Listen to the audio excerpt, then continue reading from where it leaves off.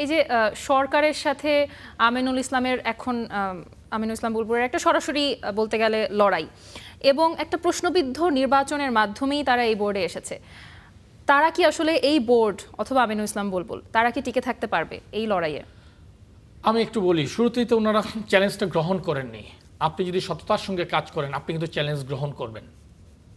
আপনি কিন্তু শুরুতেই সরকারকে, আপনি দেখেন ওয়ার্ল্ড কাপ ইস্যুতে আপনি আইসিসিকে চ্যালেঞ্জ ছুড়ে দিয়েছিলেন। বর্তমান অবস্থানে আপনি দেশের সর্বোচ্চ ক্রীড়া সংস্থার প্রতি চ্যালেঞ্জ ছুড়ে দিয়েছেন।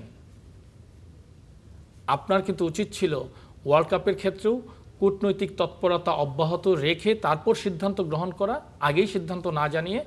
এখনও কিন্তু উচিত ছিল চিঠির প্রেক্ষিতে এনএসসির নেতৃবৃন্দর সঙ্গে বসে জিনিসটা আলোচনা করা।